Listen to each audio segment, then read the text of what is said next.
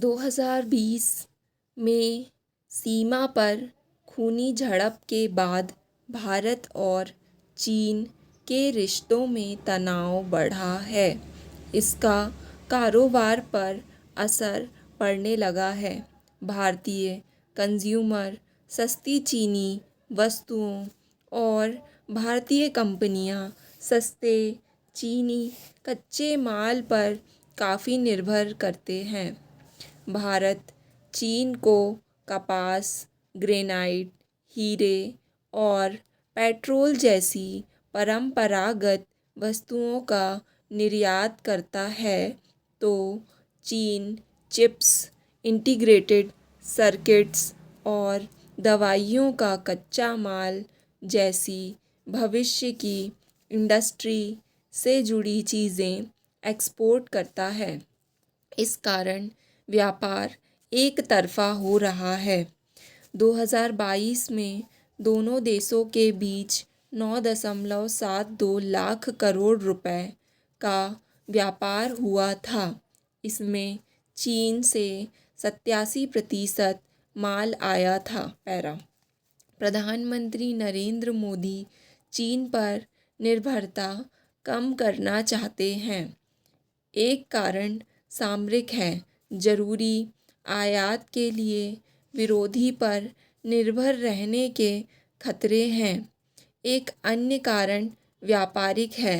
मोदी सरकार चीन के राष्ट्रवादी एक्सपोर्ट पर आधारित मॉडल को अपनाने की कोशिश कर रही है।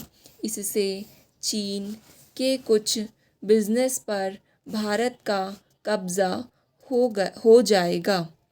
भारत विभिन्न बाज़ारों और उद्योगों में चीन का दबदबा खत्म करने की नीति पर चल रहा है। सरकार ने 14 क्षेत्रों में प्रोडक्शन के लिए 2.74 लाख करोड़ रुपए की सब्सिडी देने का कार्यक्रम शुरू किया है। इनमें से कई क्षेत्रों में चीनी कंपनियों का प्रभुत्व है।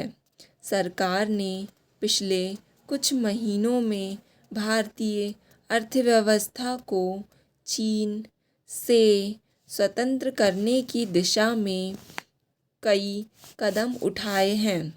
लैपटॉप, कंप्यूटरों, कैमरों और प्रिंटरों के लाइसेंस से इंपोर्ट का फैसला ऐसा ही है।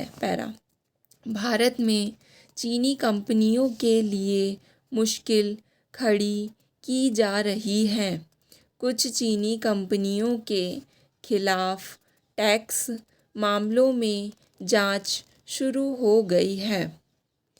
2021 में राज्य सरकार से करार होने के बावजूद मोबाइल डिवाइस बनाने वाली बड़ी चीनी कंपनी लक्सशेयर तमिलनाडु में अब तक फैक्ट्री शुरू नहीं कर पाई है। दरअसल केंद्र सरकार ने चीनी कंपनियों के नई फैक्ट्रियां लगाने पर रोक लगा रखी है।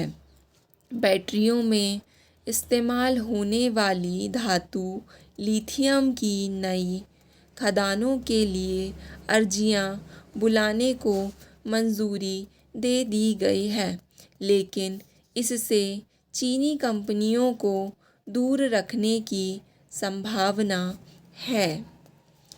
कई अन्य क्षेत्रों में भारतीय कंपनियों को सुविधाएं दी गई हैं। भारतीय दवा निर्माता वर्षों से कच्चे माल के लिए चीन पर निर्भर है।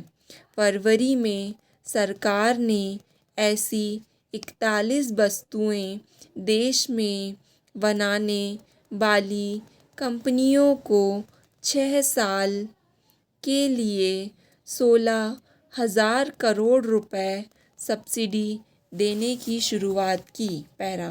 कारोबार में आ रही मुश्किलों को देखते हुए कुछ चीनी कंपनियां काम समेट रही हैं। ग्रेट वॉल मोटर्स को 2 साल तक कोशिश करने के बाद जुलाई 2022 में अपना कार प्रोजेक्ट छोड़ना पड़ा है। अन्य कंपनियां दूसरे रास्ते निकल रही हैं। शियोमी ने अपना पूरा प्रोडक्शन स्थानीय करने और भारत से एक्सपोर्ट बढ़ाने का इरादा जताया है। चीनी कंपनी सीन भारतीय राजनीतिक और ब्यूरोक्रेटिक सिस्टम के बीच आसानी से रास्ता बनाने वाली कंपनी रिलायंस के साथ जॉइंट वेंचर लगा रही है। स्टॉप।